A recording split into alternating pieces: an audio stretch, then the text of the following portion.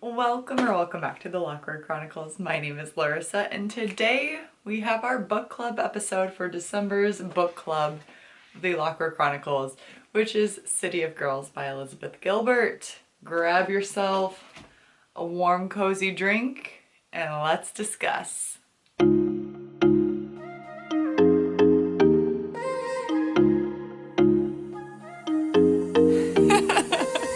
We are going to be discussing City of Girls by Elizabeth Gilbert.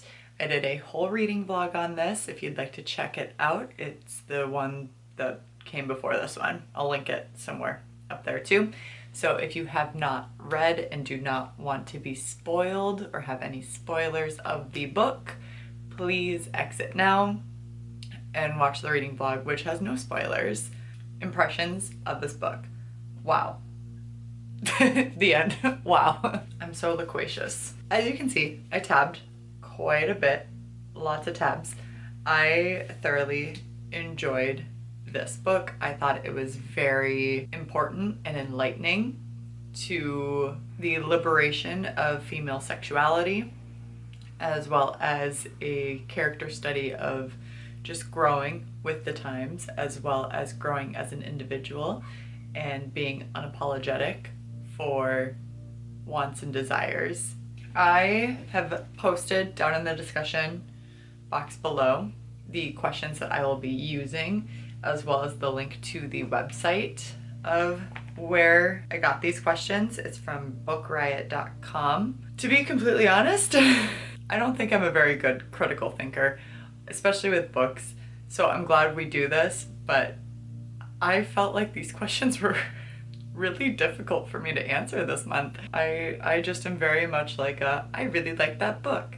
Yay! I don't really go into thinking about themes and the greater impact and like the symbolism and all of that stuff. Like I just like a book because I like a book. But I found these questions a little bit more probing and a little bit more thought-provoking, so I may not answer them very well. With that being said, if you would like to also answer these, they are listed down there and you can post in the comments or DM me on Instagram. I check my Instagram a little bit too much, so if you ever have any thoughts like that, let me know. And if you want to answer any of the questions, all of them, any of them, post them down in the comments. With that being said, I have my handy dandy iPad here. City of Girls takes its title from the name of the play The Lily puts on to great success. How do you interpret the title as a larger theme in Gilbert's book? So City of Girls. She moves to New York City and she has all these really powerful and influential women that come into her life and change it for worse, for better, all of it. Point being is they are extremely influential in her ideas and how she wants to live her life, because she's never felt part of the society that she grew up in. She got kicked out of college and watched while her friends from school graduated, started getting married, having babies, and she was floundering. She had no direction. She didn't feel like she fit that mold and isn't necessarily what she wanted out of her life. Moving to New York City and seeing these women around her living a non-conventional lifestyle was extremely influential for her, and they taught her about having independence and sexuality and fun and hard work. And if you noticed as you were reading, she mentions females by name way more often than she does males, and also like the impact and influence that they had on her and what they taught her as an individual. So City of Girls is the city of influential women on Vivian's life. How does Vivian's late grandmother influence the woman Vivian becomes? Her grandmother, what an icon. What an icon. It gave Vivian a passion and taught her how to be good at something, and she ended up being amazing at it and was essentially able to get her independence from sewing, from making clothes, that her grandmother taught her how to do. It inspired her creativity, and I mean, it became her livelihood. And that is extremely important, especially for a woman in that time period where most women were so reliant on their husband's money and weren't allowed to work, or like didn't have the option to work for themselves as much as we do now. So her grandmother gave her the independence that she needed in order to become her own woman and depend on herself and provide for herself. In many ways, Vivian's life is driven by a desire for pleasure. What are the potential consequences and dangers she faces in pursuit for pleasure? How is her unconventional drive for pleasure indicative of the wider trends of liberation for women during the century? Vivian, and I think this will come up in a later question too, she quits and runs from things so easily. We saw that multiple times throughout. Because of that, she's a child when all of this happens. And I know 19 is not a child. The consequences and dangers that she faces is sexual health scares, like she had pregnancy scares, gonorrhea, chlamydia, like all those STIs, that's a potential health scare, as well as the physical dangers that her and Cecilia would get up to. And Cecilia, that one time, took the brunt of it. She got Vivian out, and those men physically abused Cecilia, or it was like implied. You just never know in that aspect, and she didn't know, and she got into some pretty sticky situations. Also, like, there was the danger of her ruining her reputation, especially in that time period, and especially of someone of her social status. If she one day wanted to marry or become a person of society again, her reputation has to be regarded, and for her to potentially endanger that limits her options as to her life.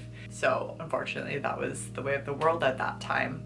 And then for the second part of the question, for like the liberation of the women aspect, women in that time, I mean, they were primarily seen as inexperienced and pure and caretakers of children, and they weren't allowed to be sexual creatures and have that drive or those feelings, or, you know, and if they did, they were shamed and they were called very very degrading names because she enjoyed it so much and she went out and did her thing as she should. That was extremely unconventional for women of that time, and for the fact that she did it was applaud on her. So many women were looked down upon, especially of her social status. Why does Vivian participate in the threesome? What events drive her to such a betrayal? Well, first of all, what's his face? The husband. What an idiot. He suggested and put in Vivian's mind that Edna and Anthony were hooking up, and that was Edna's MO, when in fact it was his. She was young, naive, and she was hurting and felt so betrayed by her mentor and the boy that she thought she loved during that hurt and that time that Cecilia, and I can't even remember his name, he is so insignificant in my head, she was looking to feel powerful again. She felt powerless in that situation of that betrayal. That obviously that didn't happen, but she felt betrayed and she wanted to gain power back, and she was very attracted to Cecilia, and Cecilia was a really major part of opening up her sexuality for her. But then when they all got together, she was mainly looking for comfort in Cecilia. She also, when they went back to the hotel room, she made that promise back before with those bad guys that she would never leave the room with Cecilia in it again. And so she stayed, even though she knew that it was not right and inappropriate with the situation. Yeah, she thought that was how she would get her power back, and it obviously wasn't. Definitely was not. All right, discuss the theme of shame and gender in City of Girls. How does Frank's dismissal of Vivian as a dirty little whore inform Vivian's personal sense of shame? How do her views change over time? As I stated before, women were not looked upon as sexual creatures or sexual beings, and Vivian, to enjoy sex and having it with multiple partners, is not the role that she was given in life. Men are looked at as, when they go through those time periods before settling down, are looked to just having a good time and getting out of their system and having a phase. But it's okay for them. But for females, it was never okay for that to happen.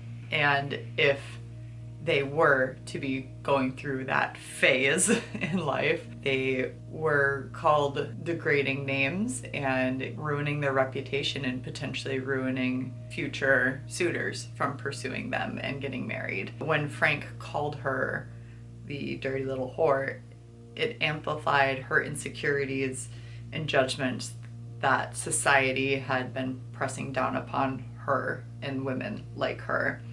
And she was still young enough and naive enough to care about what society had thought of her at that time and labeled her in that moment. And in that moment, Frank represented the general society because he was an outsider, and the society they don't know the person within. And so for him to make that judgment, he represented the public as a whole, and that's what she feared, was being labeled as that without anybody having any chance to get to know her.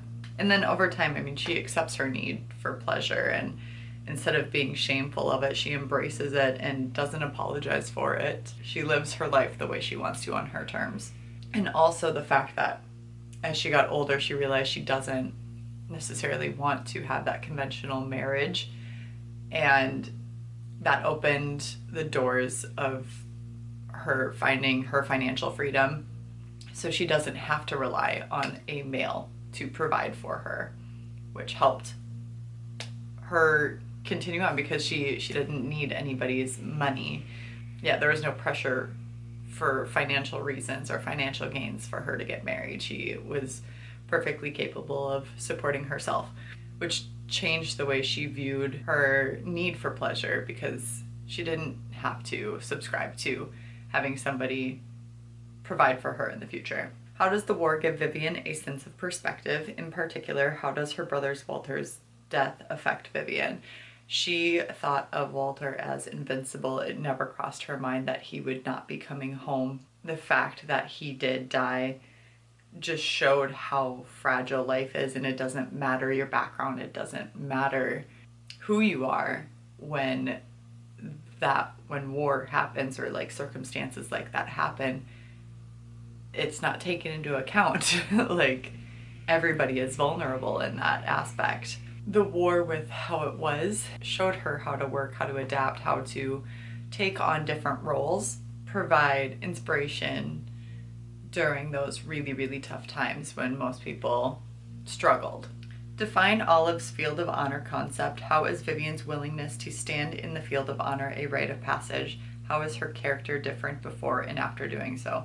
The field of honor is switching from the maturity of a child to the maturity of an adult. The difference being, even if it's a situation that is very painful and difficult to deal with, in that passage, it's necessary to fight your own battles and stick through it and not run away and figure out how to make it better or how to deal with a situation. Olive went to battle for Vivian during that time of the threesome because Vivian was still a child and naive, and she wasn't ready to stand as an adult in the field of honor. Whereas now that she's older, she needs to make that choice of not running from things that are scary and that things that are hard and difficult to deal with. And she needs to make that choice, because if she doesn't, she's going to continue to be a child, even though she's like in her 40s or whatever at that point, 30s, 40s. Discuss Vivian's evolving definition of emotional and physical intimacy. How do her earliest romantic and sexual relationships compare to her later relationship with Frank? She has a ton of physical intimacy with people, with so many people, but it always lacks the depth of the emotional intimacy, the intellectual intimacy. And when she was younger, she mixed them together when she was with Anthony, because Anthony gave her that physical pleasure that no other man had. She confused it with also the emotional side, that they were together, but they never really had conversations. They never really felt that connection emotionally and had those deeper discussions. Whereas her relationship with Frank was only emotional and intellectually intimate. They touched hands one time and that was the extent of their physical intimacy. She had the greatest love for him because they were vulnerable with each other. They opened up their hearts, they discussed things, they went and knew each other to their bare bones of who they were in their soul. And she has never bared her soul like that to anyone before and been so open, especially with a man, when she essentially just uses them for the physical intimacy. My camera cut out, so sorry. I think we answered the last question in full. So next question. Vivian, her friends, and her colleagues embrace a radically unconventional lifestyle far ahead of their time.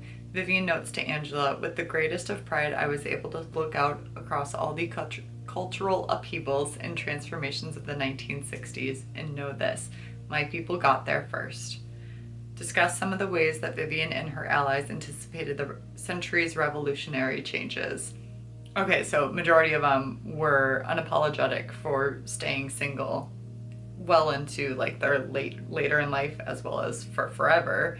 And Marjorie having a child out of wedlock and not telling the father and not having the father's involvement, that was huge for that time, but also still being able to provide for her and her child and not have it be a hindrance of her success, which we love that queen. And they make their own money. Most of them have jobs. No, all of them have jobs. They all make their own money. A lot of them are just having physical intimacy for fun. And that is crazy.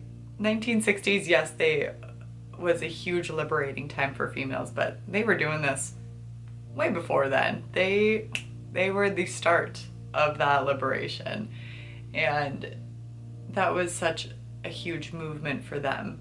They just they lived their lives on their own terms and were unapologetic for it, and they had each other and the support from each other, and they didn't have that fear of being shunned by society, and they were not ashamed to just be enjoying their lives in the company of themselves.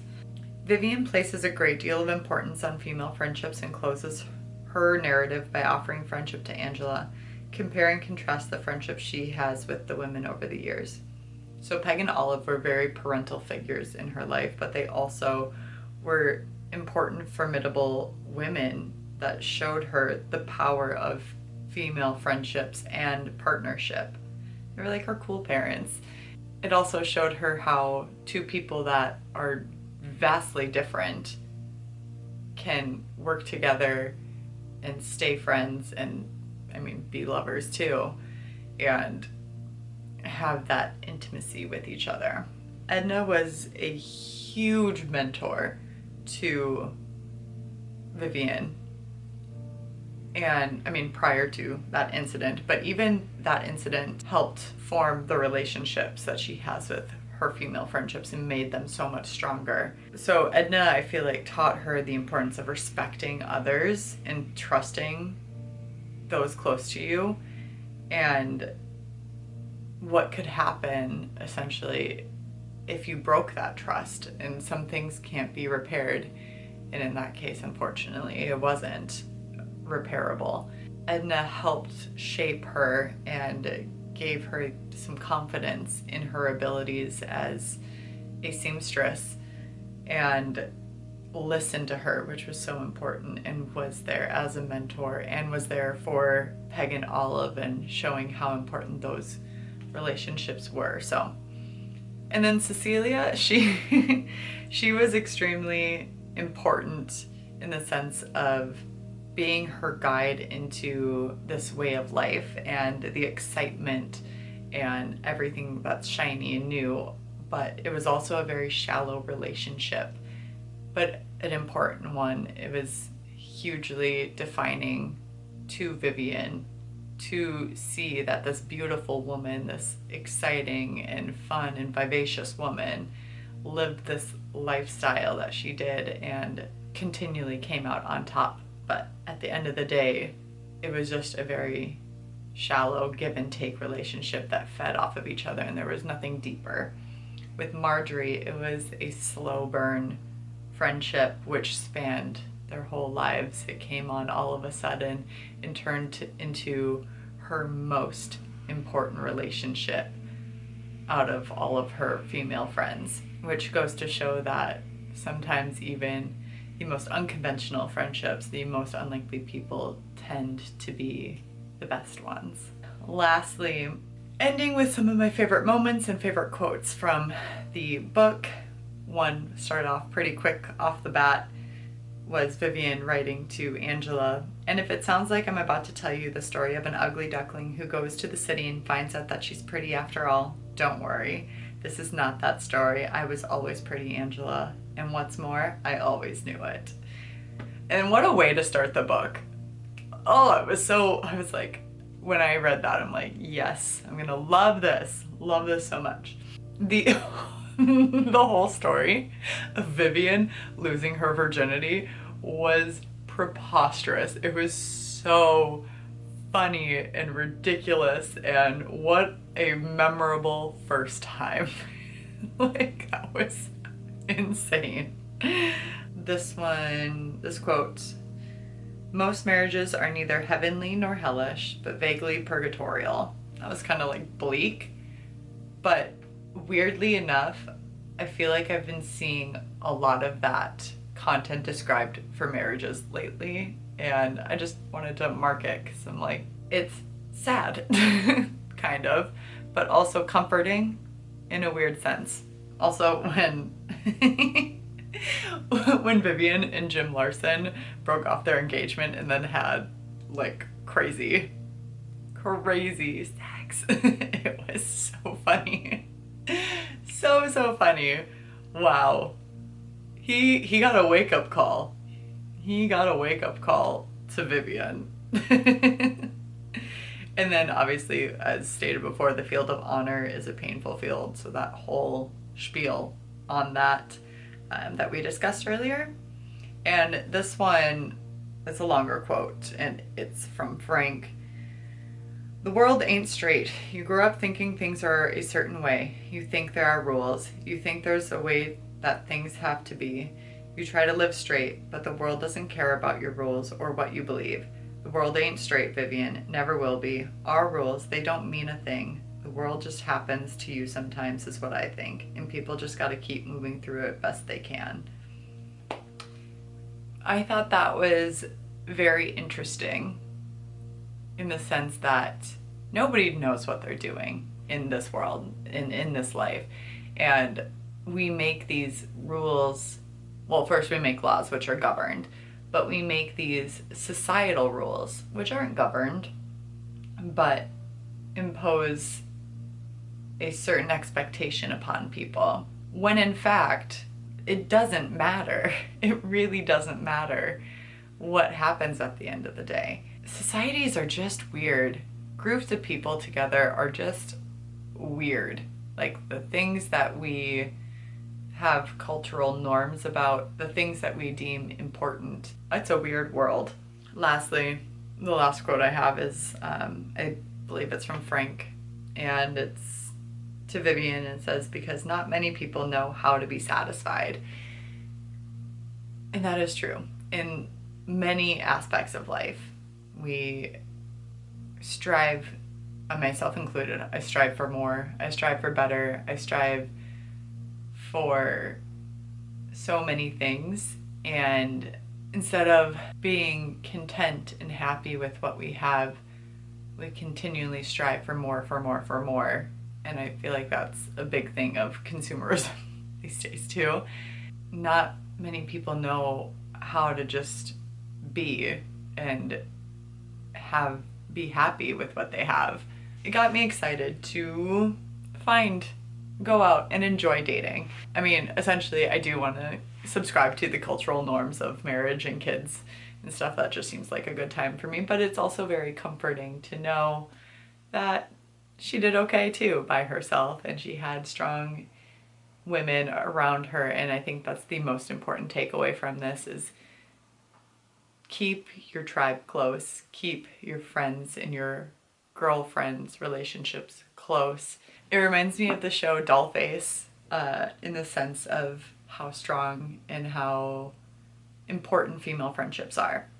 With that being said, thank you for participating in this month's book club pick. I will be announcing the next book club pick in my December wrap-up, I believe. No, my January TBR. Can we believe that we're already towards the end of the year? I cannot either.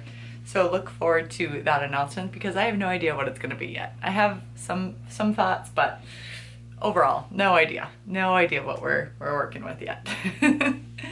With that being said, please like this video if you enjoy our book club episodes. Obviously they're free, so let's keep on it. And subscribe to my channel if you like these videos or any other my book content. I have a lot of fun ideas coming to fruition in the next coming months, so that's going to be exciting. So keep a lookout, and you don't want to miss it, so subscribe please. And remember to respect others, respect yourself, and do something amazing with your day. Thanks, bye.